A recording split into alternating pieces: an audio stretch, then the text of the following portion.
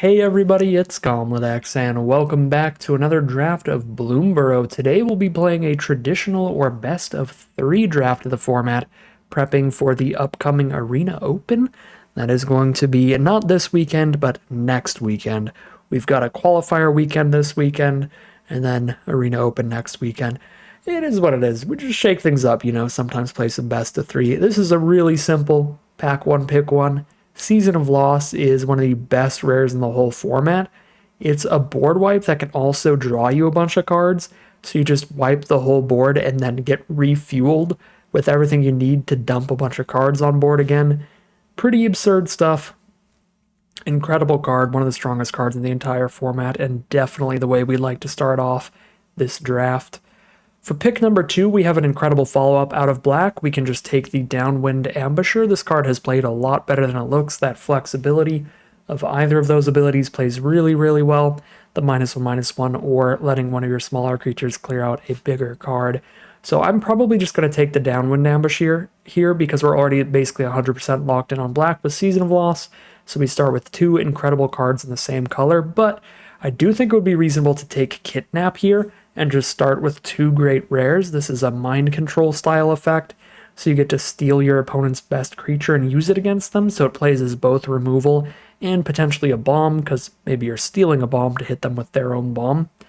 So it is a really, really good card, but I think it's probably better generally to just stick to the one color for now, when the other card in the pack is still really, really good. Honestly, this is almost as good as the Kidnap.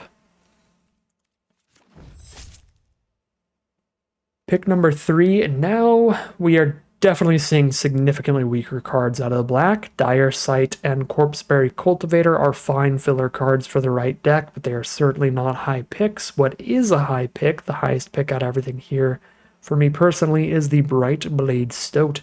I think its stat line is just very, very good for the mana cost. 2 mana, 2/2 first strike lifelink. Really hard to race with that card because you can't block it particularly easily, and it's just going to keep gaining life throughout the game. So it's also really good in black-white, where you care about gaining life a lot for a lot of the other cards, so it's kind of perfect for the way we've started, just the colors that we've started in.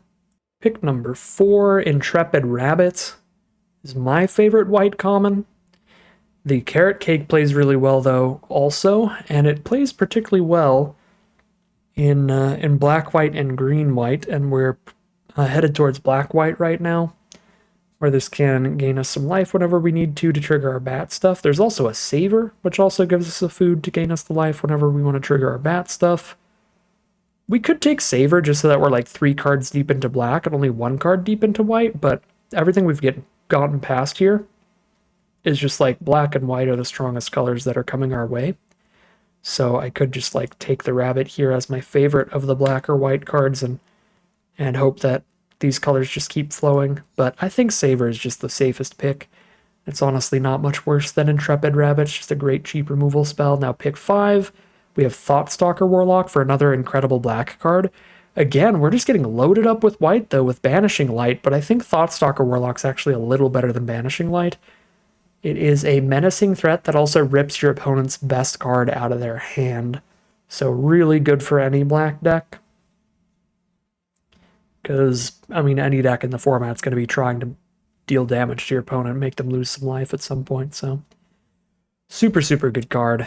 Little better than Banishing Light, and it lets us be 4 cards deep into black and still be a little open on the secondary color, even though I'm definitely more prone to going black-white than anything else at this point with what we've seen getting passed around the pod. Now we have some fine removal spells. I generally like Take Out the Trash a little better than Sonar Strike, but in black-white particularly, Sonar Strike's actually pretty good because you're going to have a bat on board, and any of your bats are going to care about gaining life, which makes it even better that you're gaining 3 when you're playing it. So I'm going to take the Sonar Strike. That's a pick 7 Nocturnal Hunger. Black is wide open, and I could not be happier about it. Pick number 8, Downwind Ambusher. Sure, we'll grab the best black uncommon. 8 picks into the draft. Actually, this one's probably not quite the best because Thoughtstalker Warlock is so good now that I think of it. I was like, well, is it the best one? And I was like, there is a Thoughtstalker Warlock staring at us right now. Being a little mad about me saying that. Here's a Carrot Cake now. unless I want to try to be like mono black, but pick 9 Carrot Cake. This looks like a beautiful draft pod to be black-white. Not that we've seen any of the major black-white build-arounds, we've just seen more good black and white spells being passed around the draft than anything else in general. And there's cards like pick 11 Sonar Strikes here. Pick 12 Carrot Cake. I mean, these are just reasonable cards for this archetype. Pack 2, pick 1. What are we grabbing? Probably Intrepid Rabbit over Moonrise Cleric, even though it hits some decent synergies. Yep, pretty easy pick. We're kind of locked in with how the entirety of Pack 1 went, honestly. I was going to say with everything we wheeled in Pack 1, but really just how the whole pack went. It felt like black and white were open the whole time, and that status quo just never changed. It always looked open. This deck looks insane already. This is ridiculous. We aren't really doing any black-white bats stuff. We have like 0 bats in the deck right now and no synergies or anything, but we just have a collection of very, very good spells. And that's just what the deck's going to be, because here's a random rat warlock with a really good enter the battlefield effect.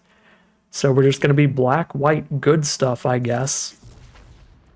Not generally what you want to do. You do want to be synergy-focused archetypes based on your creature type or your creature's main mechanic. But when you have cards that are this good, you're perfectly fine to just play good cards. Pick 3, probably take the Head of the Homestead here. Nice way to clutter up the whole board later in the game.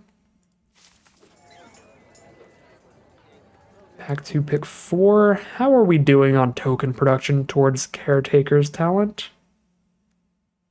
We have 2 Carrot Cakes. We have 1 Intrepid Rabbits. We have 1 Head of the Homestead. We have 1 Saver. It's 5 pieces of token production. I could draft around this pretty heavily. I think it's worth the risk to take it over a pretty expensive, kind of more mediocre removal spell like Early Winter. See if we can get it going. Alright, well here's a bat build around. 3 mana, 1/3 flying, Death Touch. Whenever you gain or lose life during your turn, bats you control get +1/+0, gain Death Touch till end of turn, but it only triggers once each turn. And it is going to be the literal only bat in our deck right now. But that's kind of the only option in this pack anyway. Pack 2 going significantly worse than Pack 1, but we'll be getting past cards from the same direction in Pack 3. So Pack 3 is where everything should open back up for us. Here's the Assassin that can work pretty well with the Thoughtstalker Warlock and the... God, what did I just take? Moonstone Harbinger. Do not know that card by name yet. Pick 7, another Assassin, sure. I mean, Fabled Passage would be fine, and it's solid for the collection. Another rare. Sure, I'll take the Fabled Passage. Pick 8. Ooh, late Vine Reap Mentor and Cash Grab. But I'm pretty happy to be in white. Rabbit, double Carrot Cake. Doing Caretaker's talent shenanigans. I don't know, I'm probably not playing Huskburst or Swarm, so maybe worth the speculation here. Random green card. We don't actually have a white mythic rare. So, we're more tied to black than white.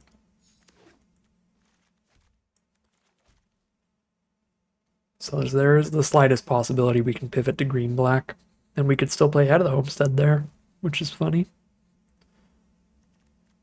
Oh, not a huge fan of this. I probably think Assailant's better here. Turning into mono black rats? Probably not. Play Fountain Port Bell as basically another Fabled Passage style, just tap land of whichever color we need. Pack 3, pick 1. Well, there's Hunter's Talent, just an incredible green card if we did go for the full pivot here. Dropping the white towards green. This is kind of a miss for black-white, honestly. There's the Host, If we play a Carrot Cake and sack it in the same turn, that draws us a card with Host. If we play Head of the Homestead or Intrepid Rabbit, that draws us a card with the Host. Already want to draft more tokens pretty highly for Caretaker's Talent. The Harvest Trite Host would be the pick towards black-white.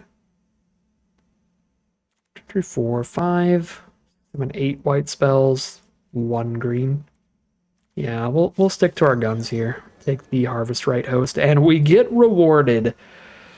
We are black-white here, so it is a little sad to pass the Starseer Mentor, but having a Mythic in both of our main colors feels great, and Warren Warleader is one of the best Mythics in the set.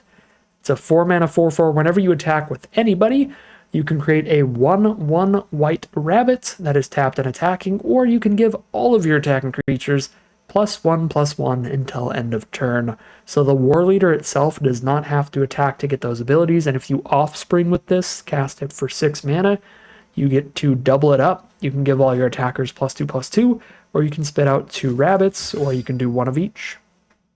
Super excellent card. Put that at the 6-drop slot ideally. Here's a Warren Elder that is great when we're going wide and getting towards a big top-end finisher like that. Pretty big fan there. What is the rat count? 3 rats? I mean, I could draft every persistent Marsh Stalker we see from here on out. It doesn't seem like rats are getting taken super highly, but there's already a few rats in here I don't really want to play, like Assailant, and if I cut Assailant, then we're on 2 rats total, which would make me want to cut this Marsh Stalker. And then, yeah, I just don't think I'm doing rat stuff. Let's take the Warren Elder instead. Pack 3, pick 4. I don't even know if our first Caretaker's Talent is going to get there, so I certainly don't want to draft a second copy right now. I would rather just grab a Banishing Light. Very solid removal. Again, pretty low on bats. We're just black-white good stuff, so Harbinger's not particularly good either. Pick 5. Nothing much here. Take a Thornblade Intimidator. Flexibility on the curve. It's a 4 or a 6. Life Creed Duo, theoretically great in black-white, but we don't have too many cards that actually care about that life gain. I'm still going to take it over Early Winter when we have 1, 2, 3, 4, 5 removal spells, 6 with Patrol. Another Assailant. Just going to cut that. We're on 26 non-lands right now. Ooh, Vren? Kind of have to just take Nocturnal Hunger, but I do have 2 fixers to try to play Vren. I've got all those random rats to put back into the deck. Be a cute splash, but this removal is pretty excellent, and our deck has a lot of high power level cards, particularly with Season of Loss and Warren Warleader. We don't have to splash around to get high power in this deck. So we can just keep a nice, tight, consistent mana base here. Probably drop Cutthroat. I'll play another Saver. Might drop the Sonar Strikes, actually. Probably the Caretaker's Talents. Although both the Savers work with that.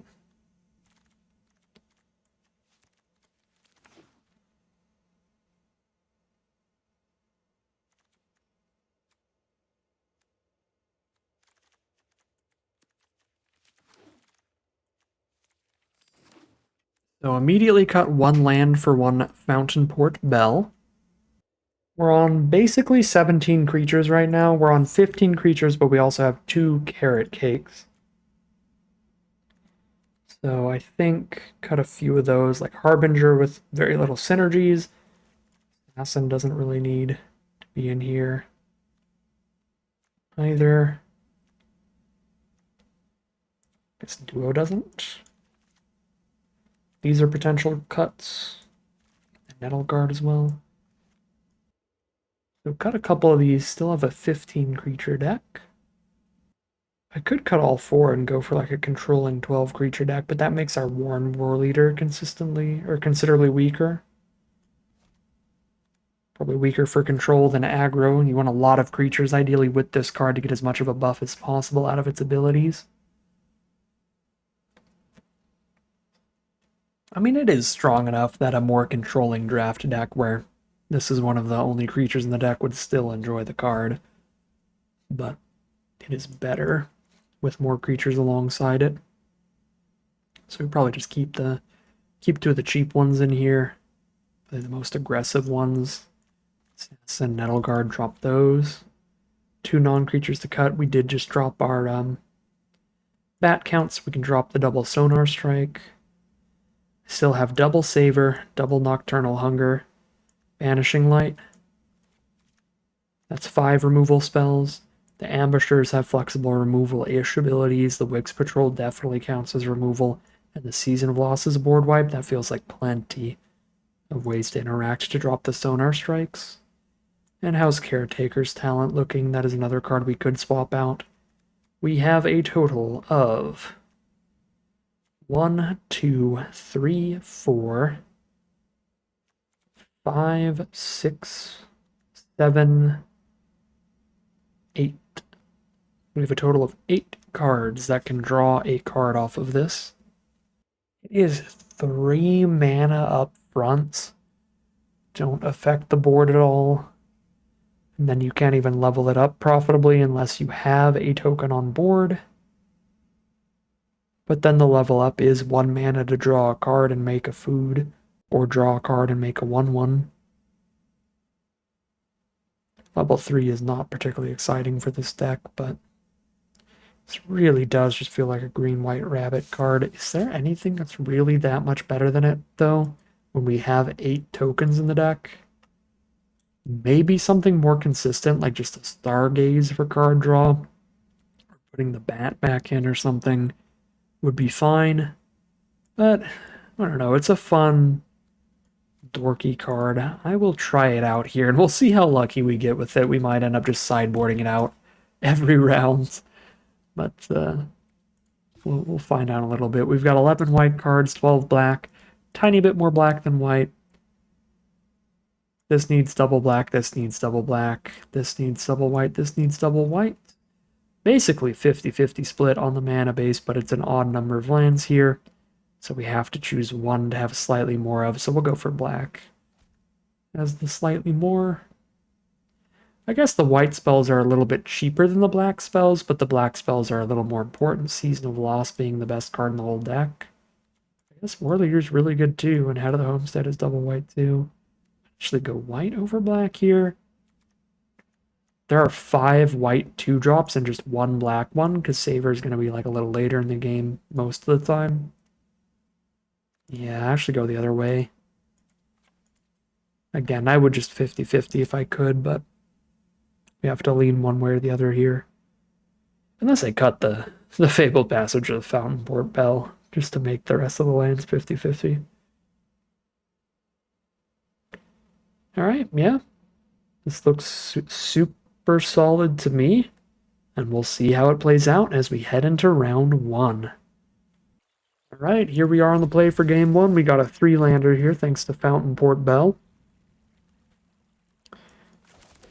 I guess I grabbed the second white first, because our double white cards slightly earlier gameplays than our double black cards.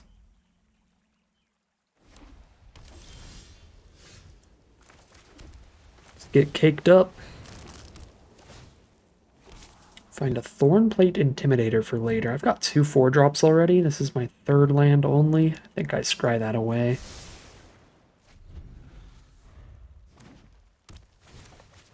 There's their own carrot cake. Nice slow start for everybody here. Just chilling, just hanging out.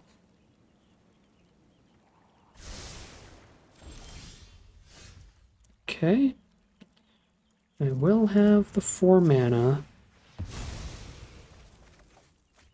I probably should have scryed off this first.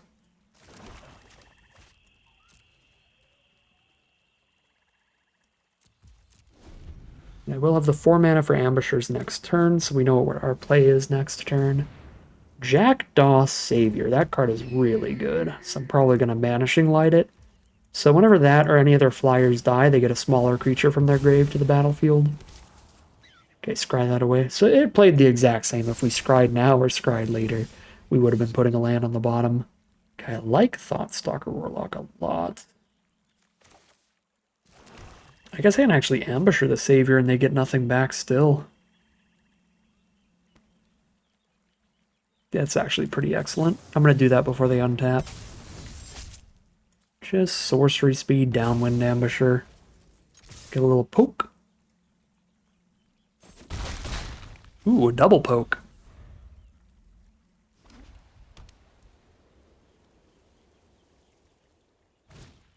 Three tree mascot. Wow, downwind Ambusher is really good against their deck. We can get rid of the mascot. We can get rid of the Jackdaw Savior. Super, super happy with this matchup right now.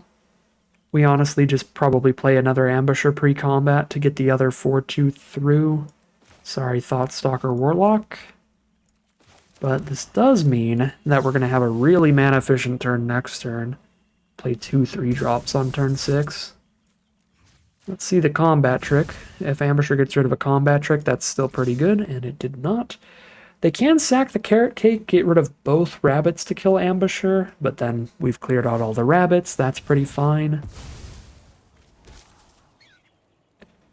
I still have a second Ambusher on board and 2 rabbits of my own. Kill their next blocker, and then Warlock their best spell from their hand. Come on, one single blocker, please. Just one big booty to exile. That's 2 booties, but only one of them is big, so sure. This means Thoughtstalker Warlock is pretty much guaranteed to connect this turn. Ooh, not against the Longstalk Brawl.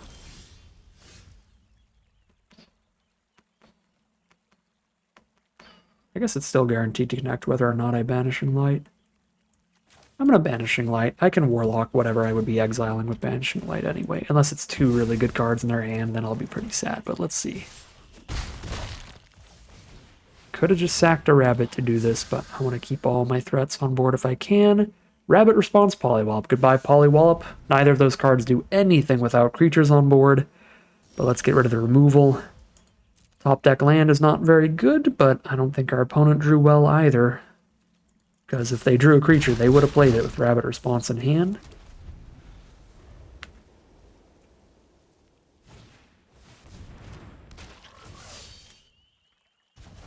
3 body is big here. I've got Menace, and I can top deck that. Snap kill that, just to keep the pressure on. Give them as little time as possible to draw into something that stabilizes. Keep ticking with as much damage as possible. That card is great. Innkeeper's Talent puts a +1/+1 counter on one of their creatures every turn, and then they can give all their cards with counters on them ward.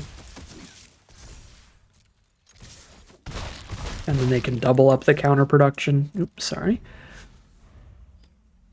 Really excellent enchantment there, but luckily we were able to just keep all their creatures off the board to keep that Rabbit Response stranded in hand, and the Innkeeper's Talent doesn't do anything without creatures either, so really nice game for us. I think this is a pretty excellent matchup. The Downwind Ambushers in particular are looking great, but we're also a decently removal-heavy deck to try to blank their cards like Polywallop, Longstalk Brawl. So their removal is fight spells and bite spells, so holding up our instant speed removal in response to these plays can be absolutely devastating. So that's something we can keep in mind for the future. I don't think there's anything I really need to sideboard in, but we could put even more removal in the deck, like a couple Sonar Strikes, if we want. Because being the removal-heavy, more controlling seat seems correct here. And seems powerful.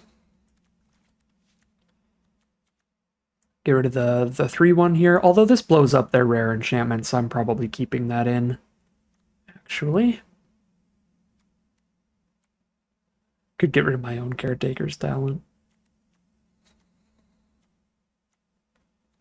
I don't know, I honestly just don't know what I'm even cutting here, because everything looks good. We get an Intimidator for a Sonar Strike or something, but I just think that we kind of look like we're pre-sideboarded. I'm just going to head back in. All right, mono black opening hand with the double white spell, but if we draw a single land, we hope Dire Sight gets us there. This is risky, but we're on the draw. Drawing one land in 3 draw steps is pretty good odds. Oh, shoot. Well, we found the land, but our opponent also just played the best card in their deck on turn 2, which is a nightmare. If the Innkeeper's Talent is the first card they play, that means they've got tons of creatures left to play alongside it.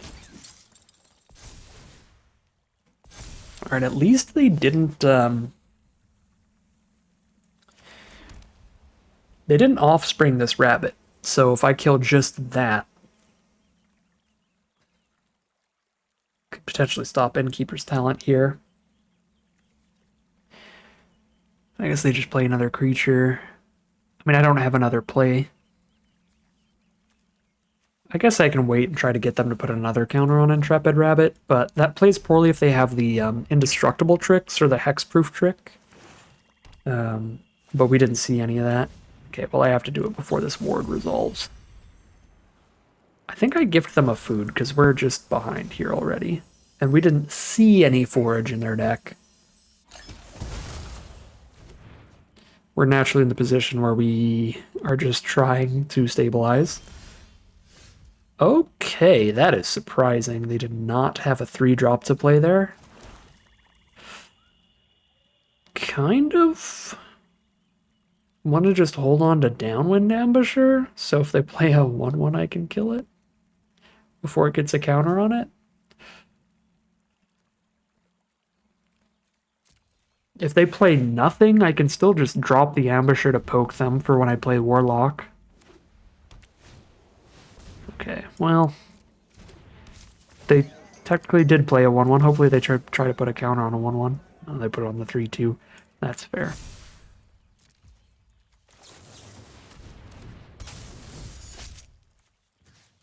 Okay, now they can't kill this Ambusher unless they trade Head of the Homestead off into it, and there's Nettle Guard. Great draw. So we can see if we can get Thoughtstalker Warlock to connect. We do, so I'm going to do that this turn. I can give them another counter or 2 here and still feel happy.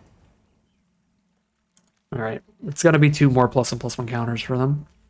But then we got to rip their only spell left out of their hand. Yep, level 3, they make the 1/1 a 3/3.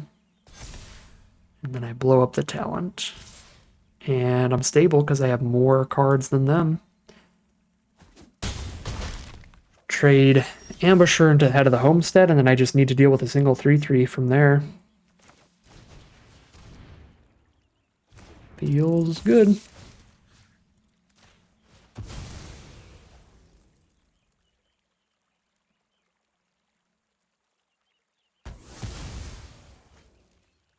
So they are just playing off the top.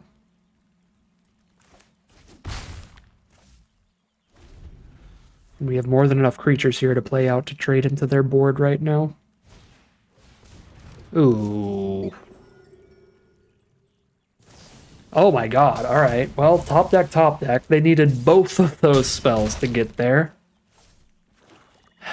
Because otherwise the 4/2 is still big enough to trade into Head of the Homestead if they couldn't double buff with Warren Elder, which they can't do yet. That's frustrating. 2 for 2.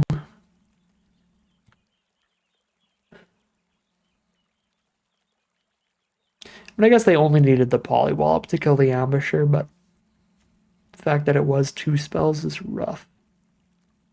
And it might just get us. 6 life is real low. If they top deck a land, they can double buff with Elder now as well.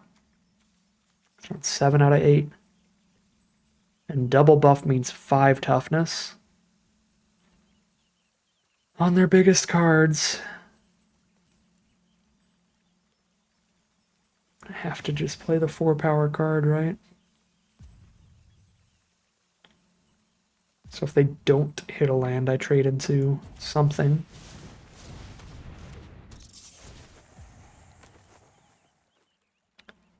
Yeah, this is rough. I mean, they played the best card in their deck, one of the best rares in the set on turn 2. We still managed to get them to a position where they had to top deck into gas.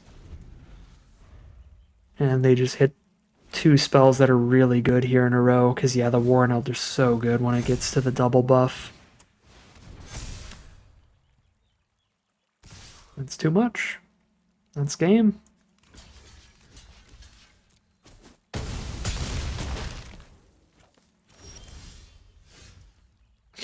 Oh, it's so egregiously close. The single chump block from a winning game now. So I can banish one of the 2. Yeah, no, there's no combination where I don't get hit for 3 here. Ah, that's frustrating. Well, we will be on the play for game 3, and that game, I think if we were on the play, we would have had enough tempo to just straight win it, so. Now we're kind of confident, because even if they hit their best card on turn 2, we can win on the play. Like we would have won on the play that game. Because we just needed like 1 extra turn of tempo to be stable, and then we're so far ahead in cards off of that Caretaker's talent. And we've got plenty of life gain off of food tokens to be really stable once we can get to dumping our hand out, but we just could not quite get to that point. Beautiful hand. Super, super happy here. Let's do our thing. Work our way towards double white with Fountain Port Bell.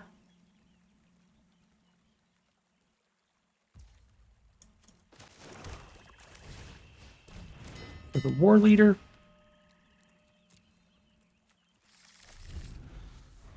And the Fabled Passage will be the second black, but we can play that turn 4 as an untapped land.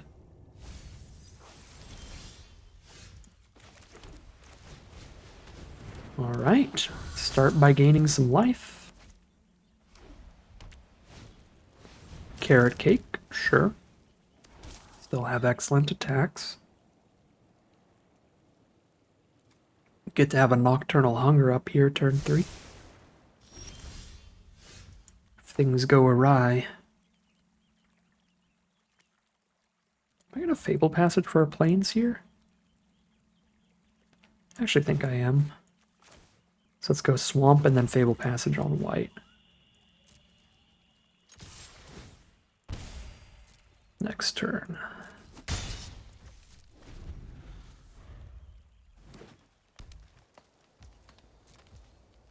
Just pass through. Alright, let's draw a card. Ambusher. And Intimidator. Okay, I actually really like seeing that. Gives me a pretty excellent excuse to not play Warren War Leader until we have 6 mana then. We're at 5 out of 6 in hand, and I have 2 other good 4-drops to play. We'll start with the Ambusher, because the Intimidator is another card I can offspring later if we draw another 4-drop for turn 5. I guess I still didn't need to crack that yet.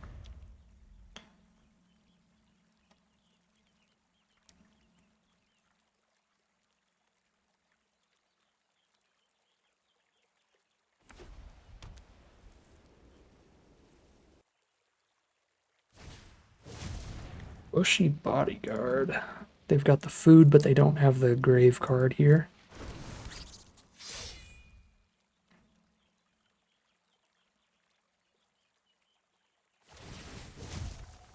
Okay, Offspring trigger. I don't get to respond once they choose if they forage. Do I? Yeah, I don't, so I can't just kill that if they want to forge that one. I have to kill before they choose if they're foraging or not. Which means that if I killed that, then they would just forage onto this. If I killed this, they would just forage onto that. That's awkward, the way that works.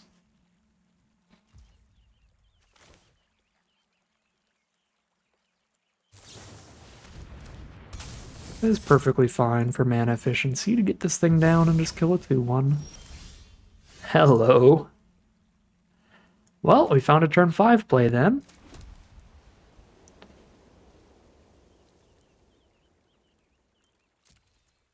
Cool to trade into a 3-3, and if they try to trade into 2-1-1s, it's super bad for them. Okay, no blocks is good with me too.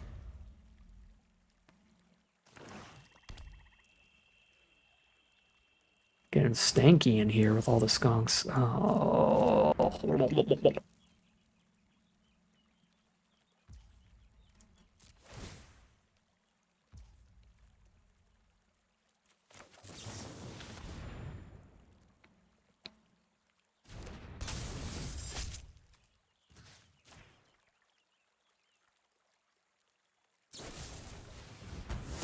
Sure.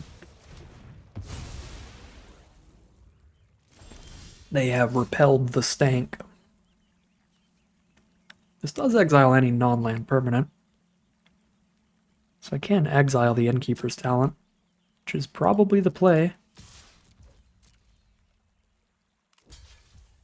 Sure. The skunks have done their work. Done their job here. 3 cards in hand to 3 cards in hand. Hopefully with 2 really good offspring cards in a row, ours are going to be a little higher impact.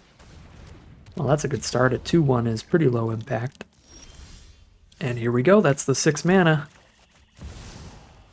Let's get the offspring. It's going to be a ridiculous attack here.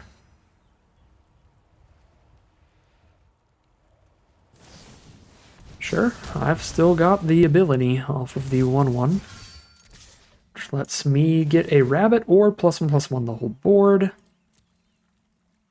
+1/+1 the board means they cannot kill this even with a double block, but rabbit also trades really well here. I'm just going to get the rabbit. If they want a double block, I can trade into the 2-1 and I'm fine with it.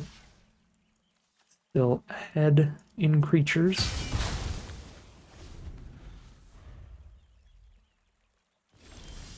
Cool.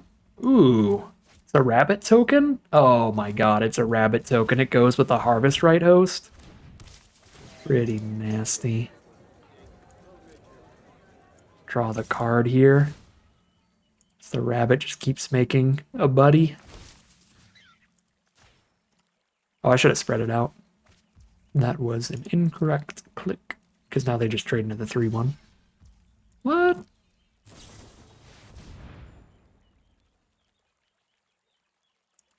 Okay.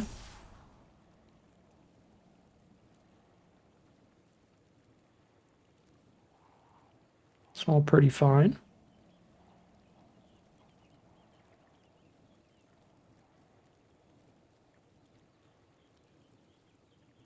They played their best rare 3 games, didn't they? I guess we don't know if it's their best rare, but they played Innkeeper's Talent all 3 games. I think this is the only game we got to actually resolve our rares. We did resolve the Warren War Leader, and that seems like it's going to be more than enough here.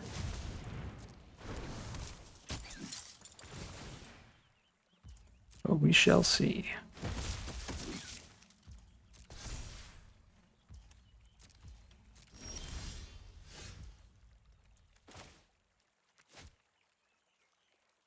Not a rabbit.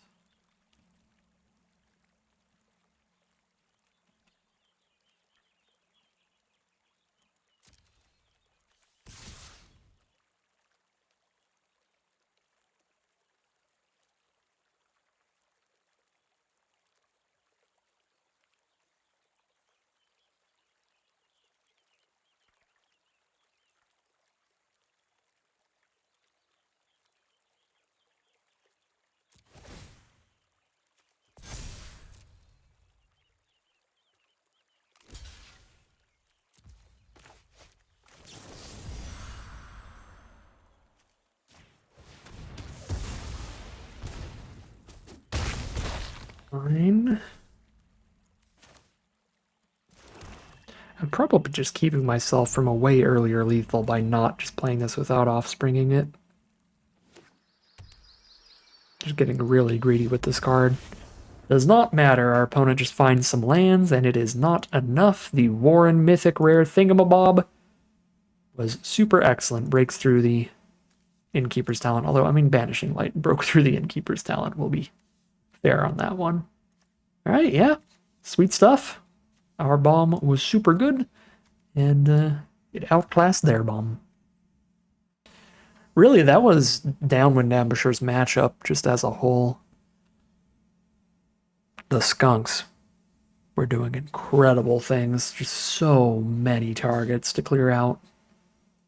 All right, here we are for round 2 on the play for game 1. Pretty happy with this hand. Caretaker's Talent with the Saver to draw a card. The Intimidator, if we get to 7 mana, can also draw a card, theoretically.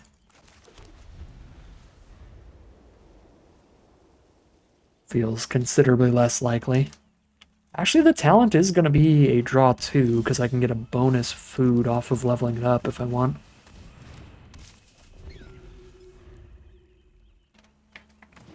But 4 mana draw 2 is pretty bad. I guess it'll be 4 mana draw 2 make a food, which is a little better. Still not quite paying for itself at that point.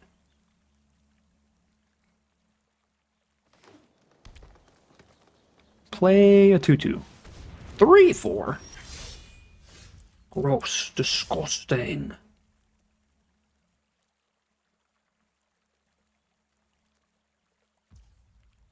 Dang. No saver? Host it is, right? Dire Sight, but I'm about to get hit for probably 4.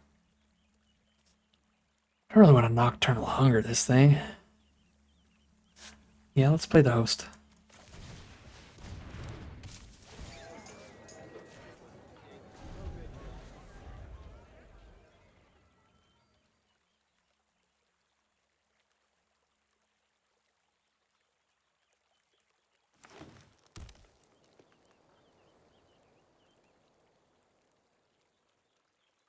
It's going to be a fight here.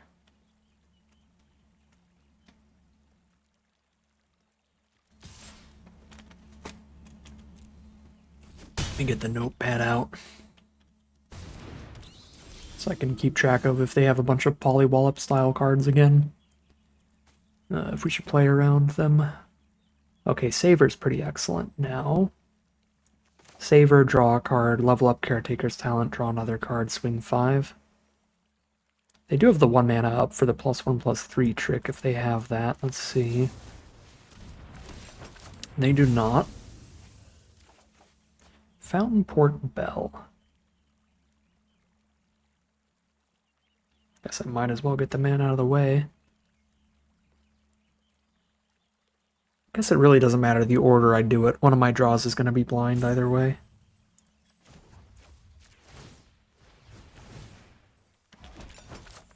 Oh, this only works once per turn. Oh, I'm so dumb. Oh, I should have just played the bell and drew the card off of it.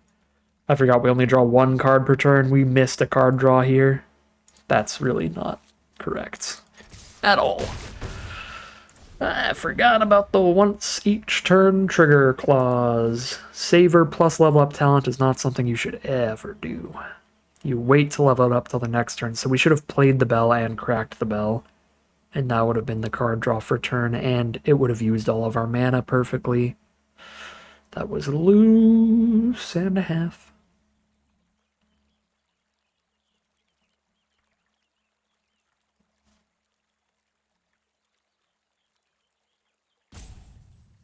Well, first time playing the card. It is good to learn that in just a random traditional draft that doesn't really matter. But it definitely can impact the outcome of this game. But this isn't a competitive event or anything, it's just a random draft. Okay. Can Dire Sight and crack a food? Because we're kind of just hanging out right now. So I've got time. I could crack the bell and see what it hits. Still Dire Sight. I wouldn't be cracking a food this turn, but it's fine.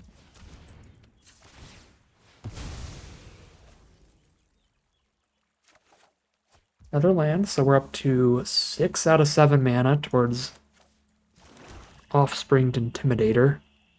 I think we would really like to get to, because if I Offspring the Intimidator, I have a creature token to buff with level 3, and I'll draw a card off of Offspringing it. So I want to draw one more land, and there's my one more land to draw. Next turn I can play the Stoat and the Nocturnal Hunger. Sure. And I guess I really don't want to draw more than one more land, so I'm actually going to throw that away, because I don't want to flood out here and end up with like 8 lands. Would be very bad.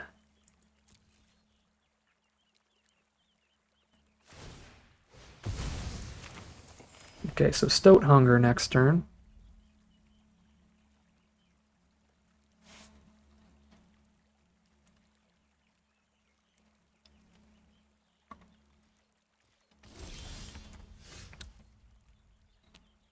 I would love to Thoughtstalker Warlock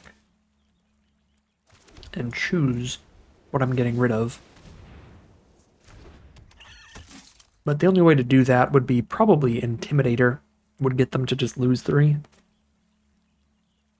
And then I could Warlock, but then I wouldn't be Offspringing the Intimidator, and that was the whole point of a lot of this. I do have the threat of activation. I'm threatening to activate Warren Elder if I attack with Harvestrite Host, so they would have to double block to eat the host, which might get them to just not block. Or they would have just hungered the host anyway. Yeah. If they would have just hungered the host anyway, then could not have gotten damage in that way. And obviously they use that in the end step, so I can't play Warlock after they do that. Glide Dive Duo. Alright, that is a target for Nocturnal Hunger, so let's do it.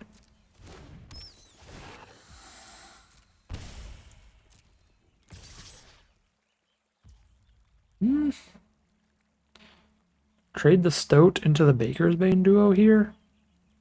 That is an option. I'm at 13. I will take 8. Take 10 if I don't give them the food. And they're green-black, so they can use the food to forage and stuff. So I really don't want to give them the food. I actually think I have to trade Stoat into duo. Or no, I can trade it into veteran. I'm an idiot.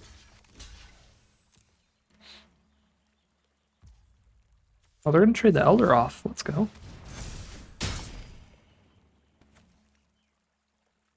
Actually pretty happy with that, because now, instead of playing Intimidator... Oh, shoot. Does that change things? Maybe? We buff Stoat, that's a 3/3 first strike lifelink attacker, plus a 2/2 rabbit attacker, plus draw a card for making the offspring from the war leader. Ah, we have so many options here, and they're all really good options. I'm just going to go with what my immediate plan was, which was to destroy the duo, to attack with Stoat, to then play the Warlock, and we get to see exactly what's going on in their hand before I do anything else here. And I just gain the life right back, thanks to Stoat. Yeah. I mean, this is a perfectly serviceable turn, but that War Leader opened up some really nasty options. Ooh. I mean, Stargaze says goodbye, right? Make sure they can't draw a million cards here. They stay behind. Offspring something, draw a card. Offspring something next turn. Level this up once I've got a bunch of rabbit tokens on board and they're dying real quick. This looks wonderful. So... Oh my god. Oh. Cannot get much more frustrating than thought seizing your opponent and then them top decking the perfect card. This game's still winnable, but I am not a happy camper right now. It's a very good draw.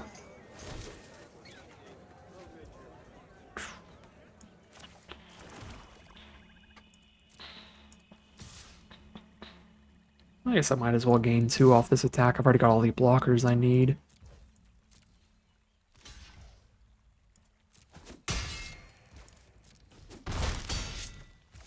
Although I suppose I don't really want to trade off the 1/1 rabbits when I'm about to turn them into 3/3s next turn. That top deck Mind Rot was so gross.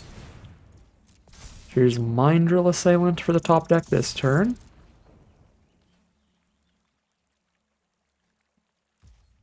Yep, no good attacks. Carrot Cake's a good draw. I'm getting some pretty gross top decks of my own. Scry that away and then draw the card. Beautiful little wombo combo there. Level 3, big bonies.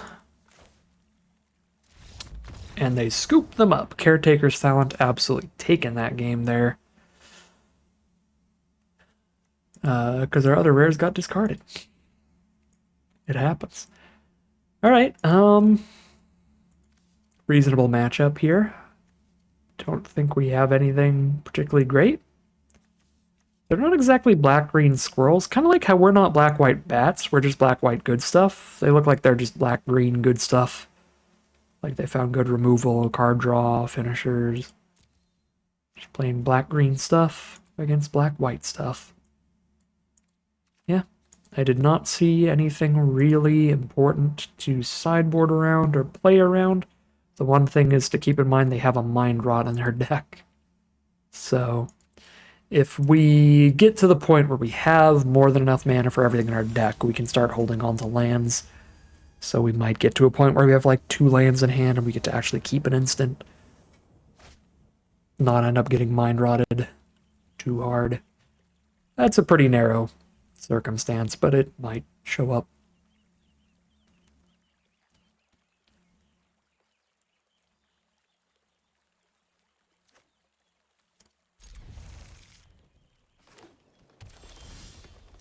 It's the Caretaker's Talent, so we Nettle Guard into Talent and then Carrot Cake. In Carrot Cake, I can do 1 talent trigger during my turn, once during their turn, off of 4 mana. So this is actually my 2/3/4 curve. Carrot Cake, Caretaker's Talent is actually sick enough that I really don't feel like I have too few tokens in this, 8 or 9 token producing deck. It's just played super fine.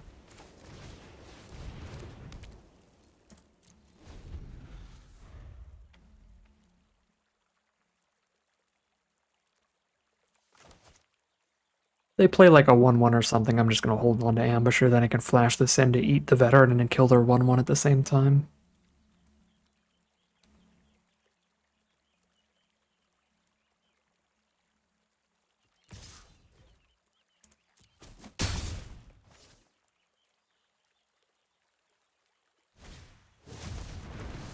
Well, they played a 1/1. Sure. I do need them to not expend 4 next turn, which might be asking a lot here.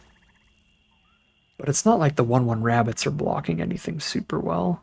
They're drawing us a lot of cards, though, and scrying each time we do it.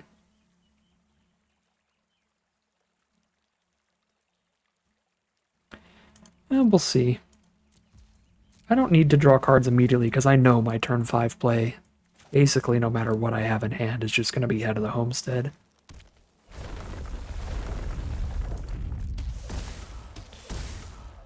Big damage. Please do not expend 4.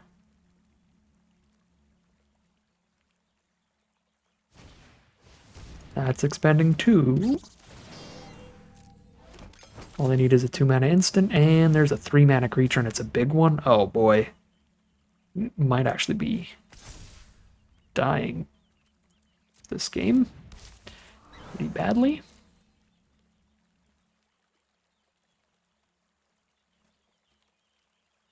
So even if I kill the 1/1, that is so lucky. Ambusher was not that good as a blocker here. Even if I kill the Vine Lasher, they're still going to have the food buffing the Druid, so that's going to be an issue. Oh, I was wondering if we were going to ever play that card. I do that, right? Each player sacks 4? I don't get to draw any cards if I do the 4. They're down to only 2 cards in hand. It is probably greedy to not just Season of Loss here. I guess we attack first and try to get something to trade off, and if anything trades off, then I can Season of Loss, sack 3, draw 2 cards. Beautiful.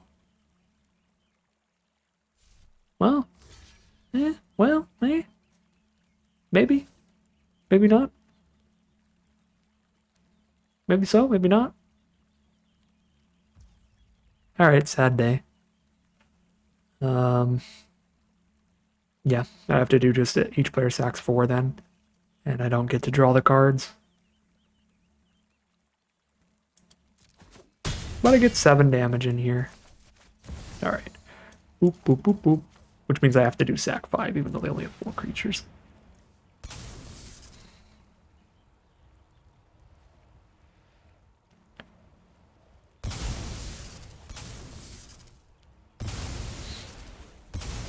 Good draw was good. This is an easy Caretaker's Talent control game from here. There's Daggerfang Duo. They've got a 3/2 Death Touch and 1 more card, which is a Cutthroat. So they have a couple 3/2s. Not a big deal, especially when the head of the homestead gets around the Menace very well here. That is the other threatening part of the Cutthroat, is that it can get the Menace.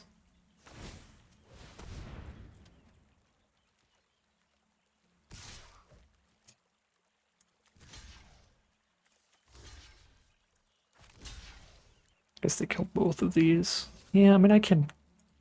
They're killing 2 potential 3/3s, but I have so much token production, I'm going to be fine here if I just live. So I'm going to just live.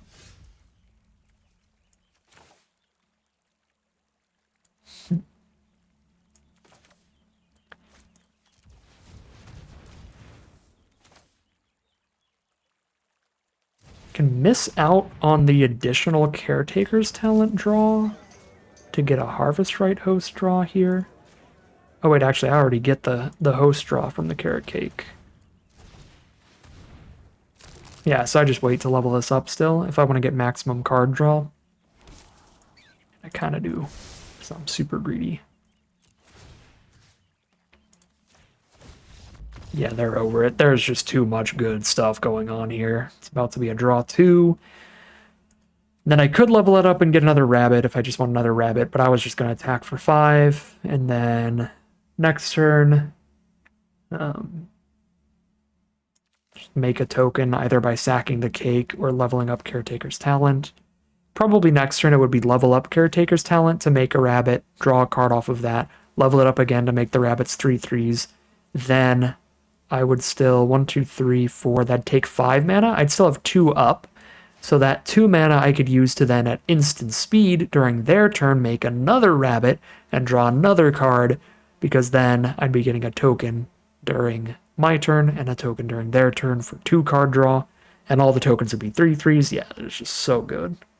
It's just so good. This deck is the nuts. This deck is the business, and we'll see if this deck can get us the 3-0 run in this traditional draft.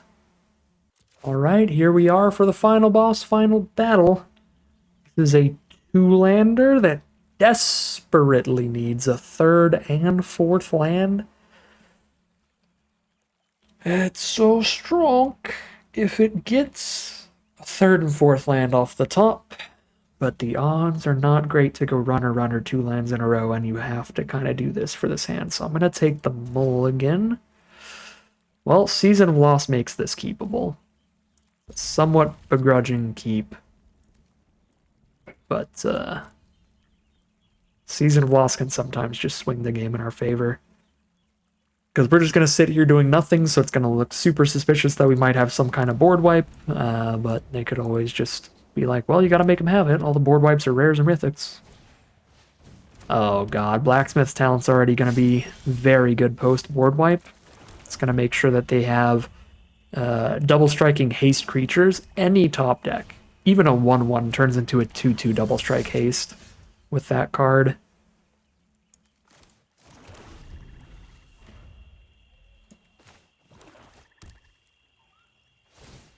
Yep.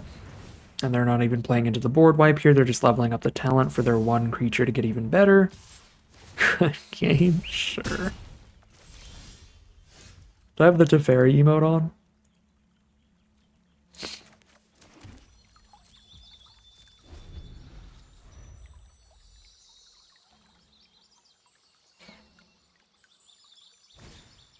Fireglass Mentor. Probably Downwind Ambusher that. No longer on the Season of Loss plan here.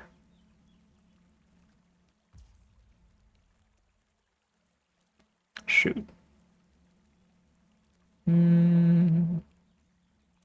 That means the Ambusher doesn't kill the Assassin anymore. I guess I am on Season of Loss still. Attack with just the Assassin? Sure. Savor the Mentor then. 1 mana? Indestructible doesn't work.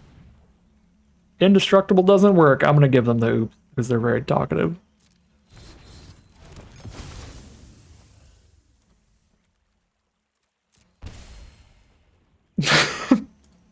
I don't know what's going on here. That's why I don't turn emotes on. This is just weird.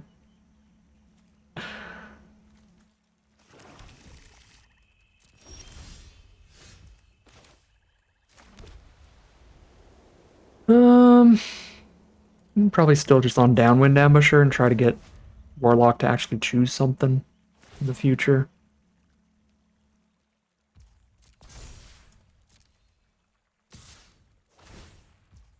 Canned chat is so weird, I just don't know. I don't know how we're trying to communicate here.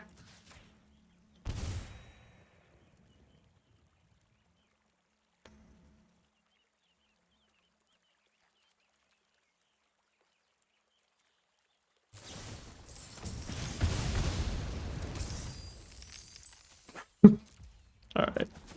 Go to 10.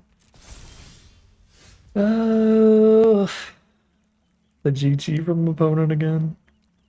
We have 6 life of food to eat, so I could Dire Sight. It'd be painful, but I can do it.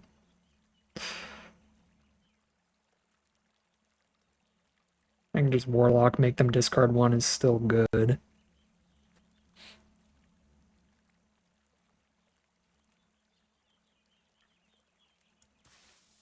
Warlock discard 1, gain 3 seems fine.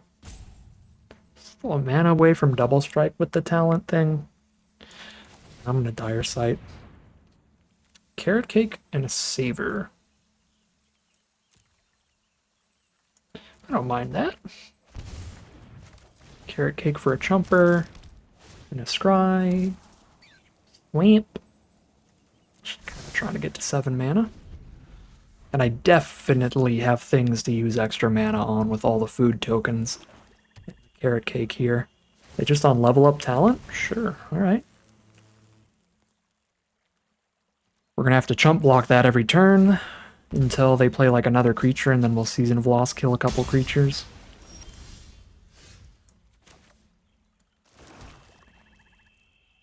Six mana.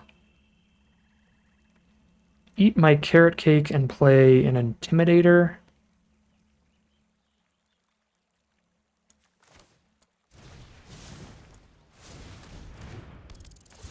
Or I've got a Saver up alternatively. We can like block and Saver them here.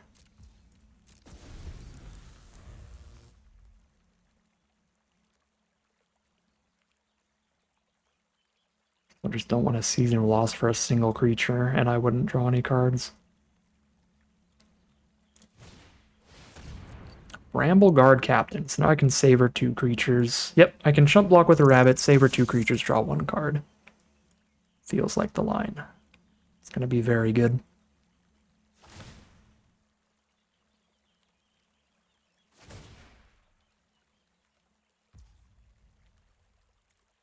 Yeah.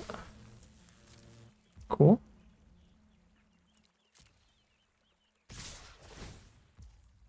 Why send both, though? Do they just know that I have Season of Loss in hand? I don't know why you would ever attack with Assassin there.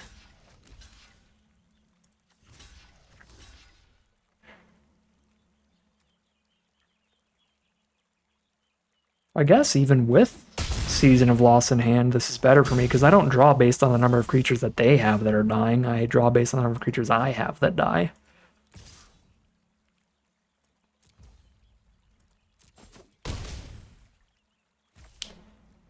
But I guess now I'm free to just look at their hand here. Still have trumps.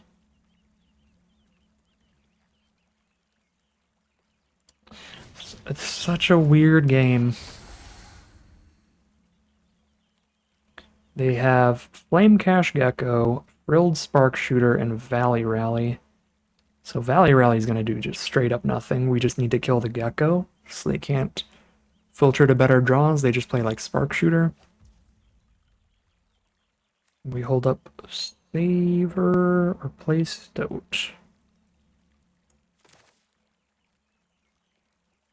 They're going to have 2 creatures total, so we just Season a Loss away the 2 creatures.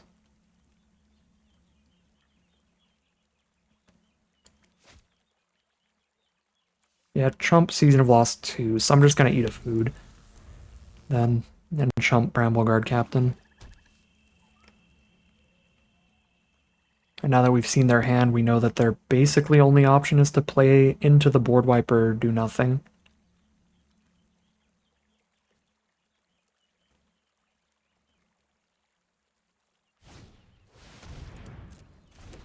Pre-combat for hasty swings.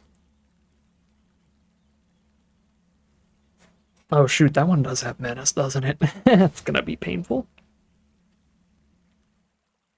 But we have lots of food and life gain, just in the hand in general, not even mentioning what's left in the deck. Yep. That is 8 damage to me face, which is not quite dead. Oh, that's a treasure token. Oops.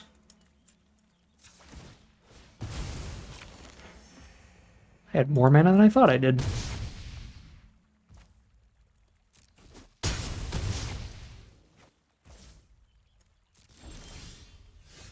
Carrot Cake. So I do have the 7 mana to sack a rabbit to draw a card off this Carrot Cake.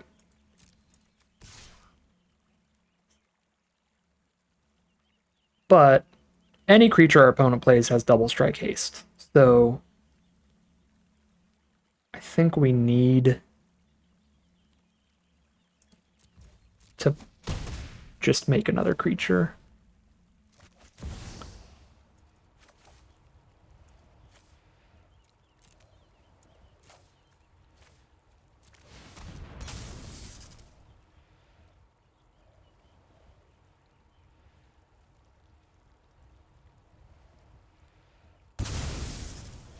And I'm going to do pretty much everything in my power to not end up in a position where I end up having to chump block with Stoat, so I'm just going to play the bunny. And we'll have to wait another turn for the Stoat Summoning Sickness. If they top deck a Menace card, we're dead. But otherwise, we're incredibly stable from here. There's very little they could draw into, unless they find something that gives, like, Trample. Then we should be good.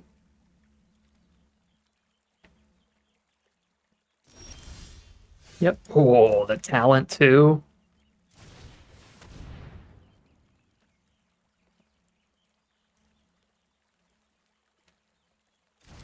Actually nuts, because then I can draw a card right now and draw a card during their turn when I sack the Carrot Cake.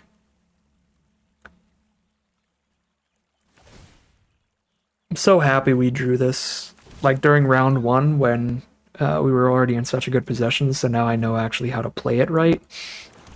Of, like, so we get the rabbit copy there, and then we sack the cake during their turn, and that'll let us draw another card.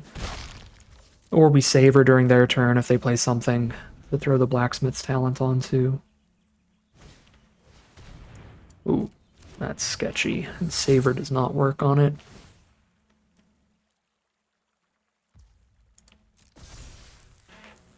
Spooky. Gotta gain my life and get a chump here. What does this thing give? +2/+0? Yeah, it doesn't give trample or anything, so that's fine. we just chump.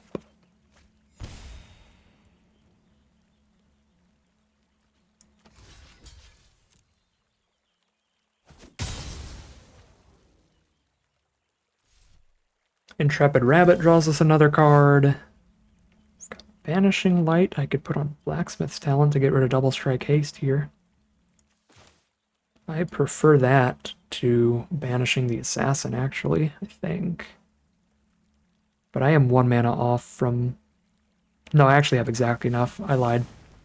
I have exactly enough to do everything I want to do.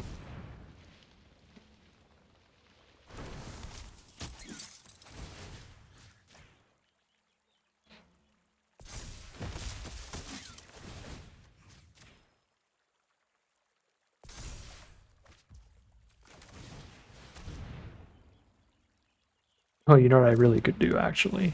Even exile the sword.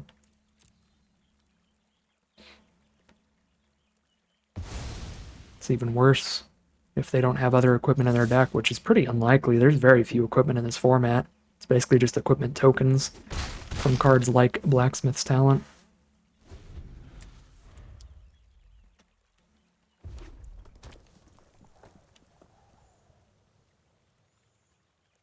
Now we work through the Valley Rally, right? Nope, they don't even attack. They're at 10. Send for 9 here.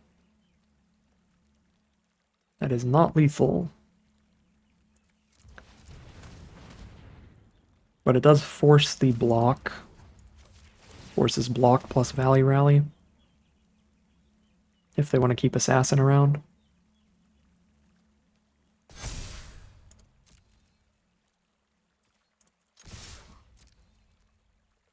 And then we can play a blocker and hold up a saver, or we can play 2 blockers. Either way is pretty safe.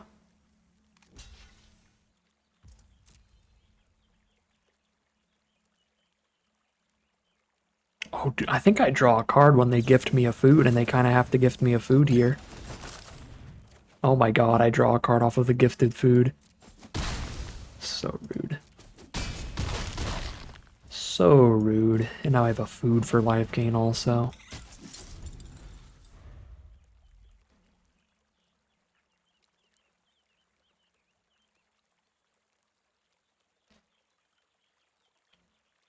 I was like so sure we were cutting this caretaker's talent when I drafted it early. But then it like ended up being such an MVP in a couple of these games. Like actually not as sweet as our Season of Loss. Season of Loss was probably more important that game. Almost definitely. Because the Brambleguard captain was doing so much damage. But it's just been showing up and putting in work consistently today. So we're starting off our final round 1-0. We only need to win 1 more game to be 3-0 in the draft. So they're really aggressive Rakdos Lizard stuff, which does actually feel like a good matchup for a couple more Sonar Strikes, and lowering the curve a little bit in general just to really make sure we don't get steamrolled. If the game goes long, we have plenty of ways to take over, mainly Caretaker's Talent, but just having more time to draw into a Warren War Leader or a Season of Loss works as well. So I'm going to take the Intimidator. Feels pretty slow, kind of a bad stat line against them with only 3 toughness, so I'm going to drop that here. Is there anything else that's pretty bad as a blocker? Nettle Guard, but blowing up their sword is nice. And that is something that I can do.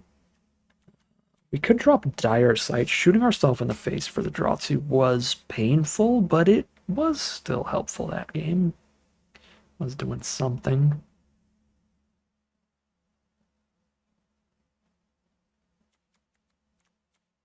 I mean, I like the Ambusher.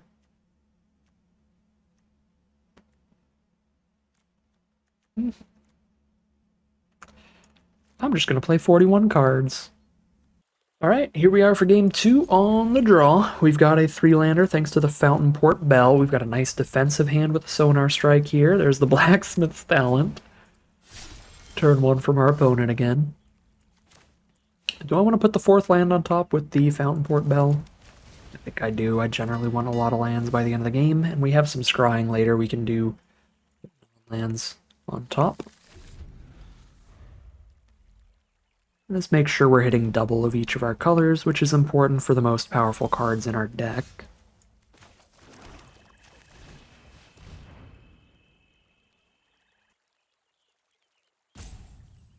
Carrot Cake looks like so small ball, like just these little 1/1 rabbit tokens and stuff, but it has played really well in this deck. Even though we're not even like the black-white life gain deck to care that much about the game 3 part. Just being a little more defensive, getting the scries, the chumps, and the gain 3 all has stacked up pretty well for us. The tokens have been really important for Caretaker's talent, so that's been a big part of it too. Host into Intrepid Rabbit's going to give us the draw 2 next turn. I think they're stuck on mono red. They kept a mono red hand and then used Sazakap's Brew and still didn't find a black source. So they're just going to have a level 4 blacksmith's talent with no creatures yet.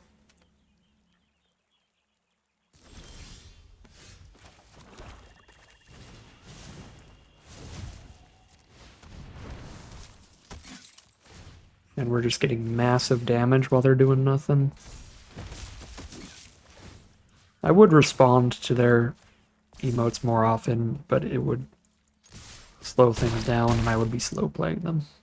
See, yeah, the thanks is already gone. Supposed to be able to say thanks to the nice, but I was in the middle of like 20 triggers.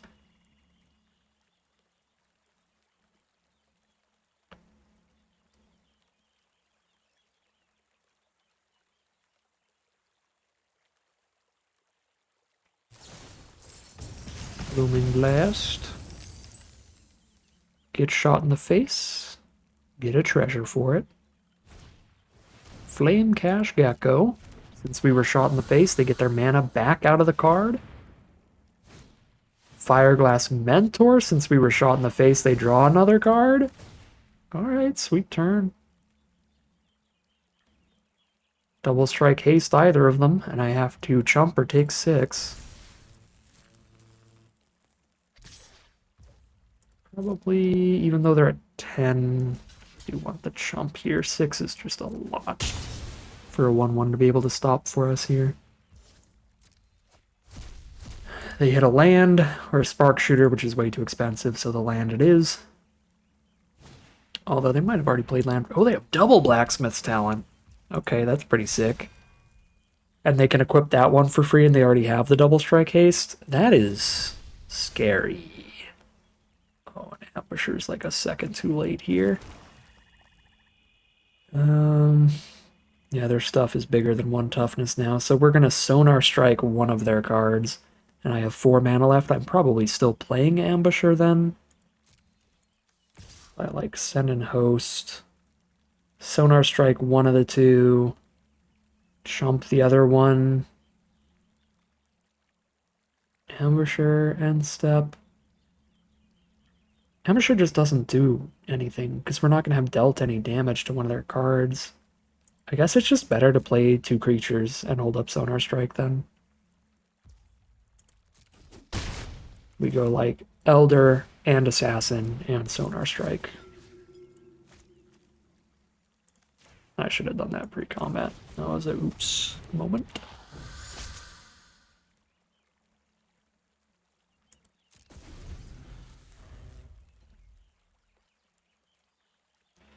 Actually, you know what? I probably should have Sonar Striked while they were tapped out as well, because we've seen the indestructible lifelink trick. Oh, God. Well, that might make it play better that I didn't Sonar Strike yet. But if they had the indestructible lifelink trick here, and they use it in response to me trying to Sonar Strike one of their creatures, that'd be pretty devastating. They'd get to keep the creature and gain like 5 life. They wouldn't get their double strike damage because they would kill the blocker like immediately. Okay. Yeah, that's a lot. Those definitely need to get chumped. Okay, they're just going to send that in. Then I will Sonar Strike just that then. That's the only thing I can, Sonar Strike.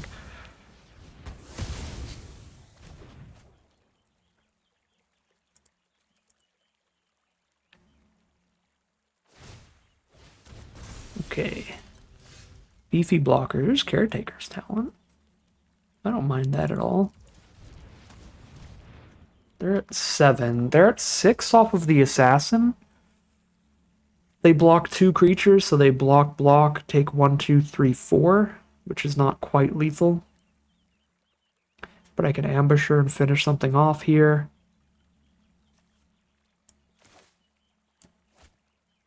Probably better to just set up Caretaker's Talent nonsense again.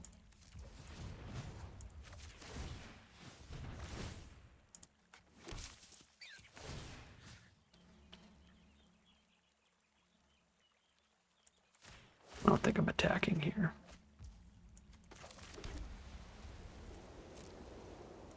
Carrot Cake during their turn, draw a card, kill them like next turn pretty easily. Yep.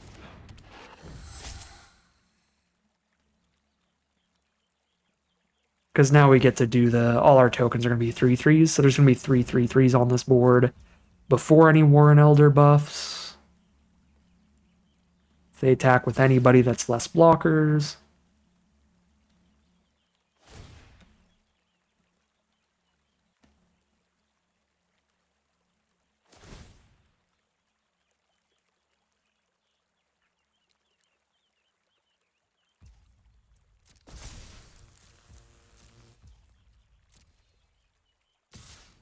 That is mega big, isn't it? The rabbit's actually just going to be bigger than this. So I block with the 1/3 that's actually our least important creature.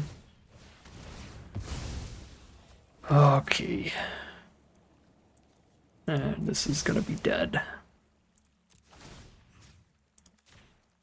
Block, 1, 2, 3, 4, 5, 6, 7, 8, 9.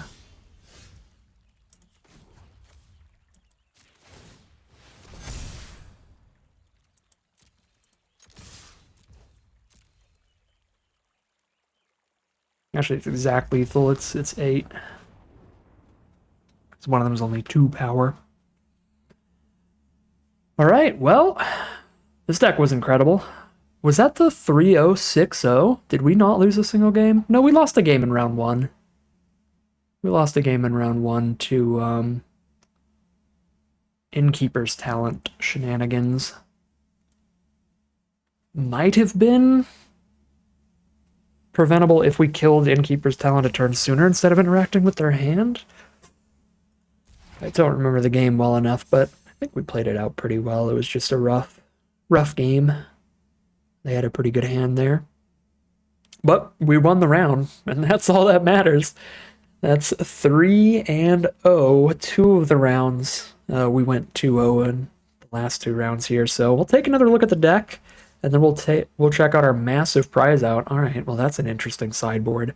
But the main deck here is pretty dang good. Just a lot of premium cards. Obviously, any deck with multiple great mythics is going to do pretty well, but we had great support at common and uncommon as well, with premium removal like double Nocturnal Hunger, Banishing Light, double Savor. We had some of the best uncommons in the colors, like the Warlock to rip cards from our opponent's hand while getting more stats onto the board. The Downwind Ambusher was an incredible card in multiple of those matchups. Actually wasn't that great in round 3, but it was really good in the first 2 rounds. Wix Patrol never showed up, but it would have been pretty good in basically any of those rounds, because we almost always ended up in the late game grindy controlling role. And that's a great card for a top deck war position, which we got into quite often. The Carrot Crakes, Scry 1 Make a Rabbit, was really, really good in this deck. The Scry 1 in general and the Gain 3 and the ability to chump block, already good in our more controlling deck that was loaded with removal and a board wipe and stuff. But it was really sick with Caretaker's Talent. Carrot Cake, Caretaker's Talent is an incredible combo, so really nice to see those together. And nice to see Caretaker's Talent really doing its thing in a non-rabbits deck. I did not expect that to be something you could do, but you can absolutely do it here in black-white. The synergy with the food token producing Savor was pretty sweet, but primarily really good with the Offspring mechanic and the rabbit tokens in general from cards like Carrot Cake. So super excellent deck. Very happy with how I drafted and played. and super happy with the results. But this was also a pretty simple draft. It was pretty on rails. We got an excellent black mythic. White and black got passed to us a lot. They looked like open colors, so we soaked up the open colors and even opened up an extra mythic in that pack too. So super great stuff today. But that is going to end today's video. As always, I'd like to thank my patrons and YouTube members for their support, as well as you for watching the video. If you enjoyed it and you're interested in seeing some more, you can always like, comment, and subscribe to tell the YouTube algorithm to send you more on your recommended feed. If you'd like to catch me live, you can check out the Twitch channel in the link in the description below. And if you'd like to support the channel directly, you can check out the Patreon link in the description below. But other than that, as always, thank you very much for watching, and I'll see you again soon for some more Magic Arena.